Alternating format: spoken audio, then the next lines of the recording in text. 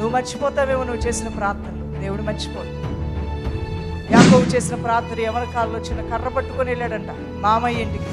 ఆయన చేసిన ప్రార్థన ఆయనే మర్చిపోయాడు. అడిగాడు ఆయన, ప్రభువా మరలా నన్ను దీవించి ఆశీర్వదించి కుటుంబంతోనూ ఆస్తితోనూ మేలుతో దీవించి నన్ను మరలా నా తండ్రి ఇంటికి తీసుకొస్తే ఇక్కడ నీకు బలిపీఠం కడతాను. మర్చిపోయాడు. 33 సంవత్సరాల తర్వాత మరలా తిరిగి ఎలా అడిగాడో అలా దేవుడు దీవించి, అంతకన్నా అద్భుతంగా దీవించి పిల్లలతో, సంతానంతో, భార్యలతో, ఆస్తిపాస్తులతో తిరిగి వచ్చినప్పుడు పడుకున్న సమయంలో దేవుడు దర్శనంలో మాట్లాడి, యాకోబు నీ యవన కాలంలో నువ్వు ఇక్కడి నుంచి బయలుదేరి వెళ్ళినప్పుడు బలిపీఠం కడతానని మొక్కుబడి చేసుకున్నావు కదా, మరి నేను నమ్మకస్తులుగా నీ ప్రార్థన నేను విని అది నెరవేర్చా. ఇప్పుడు నువ్వు కూడా నీ మొక్కుబడిని చెల్లించవా అని అడిగాడంట దేవుని బిడ్డ. అందుకనే ప్రేయర్ టైమ్స్ అనేవి చాలా వాల్యుబుల్ టైమ్స్.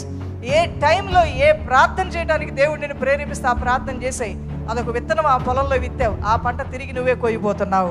ఎప్పుడో విత్తావు ఒక పంట ఉపవాస ప్రార్థనలో, ఎప్పుడో విత్తావు సండే ప్రార్థనలో, ఎప్పుడో ఒక మంచి విత్తనం ప్రార్థన విత్తనం విత్తావు నీ కుటుంబ ప్రార్థనలో, ఎప్పుడో కన్నీటితో మనసులో బాధ వేదన ఎక్కువైనప్పుడు ఏ చెట్టు కింద కూర్చున్నో, ఏ ఒంటరిగా కూర్చున్నో, ఏ శూన్యంలో నీకు చూస్తున్నో దేవునితో మాట్లాడావు. హృదయ వేదనలతో తండ్రి నాయనని ప్రార్థనలు చేశావు. అక్కడక్కడక్కడక్కడక్కడక్కడ బోల్డ్ విత్తనాలు నాటావు. దేవుని బిడ్డ నువ్వే మంచి పంట కోయబోతున్నావు అతి త్వరలో. ఈ రోజున నా ప్రియ దేవుని బిడ్డలారా, ప్రియ సంగమా, ఎన్ని అద్భుతమైన ప్రార్థనలు చేశారు. ఈ సంవత్సరం దానికి 200 ఆశీర్వాదాన్ని మీరు చూడబోతున్నారు.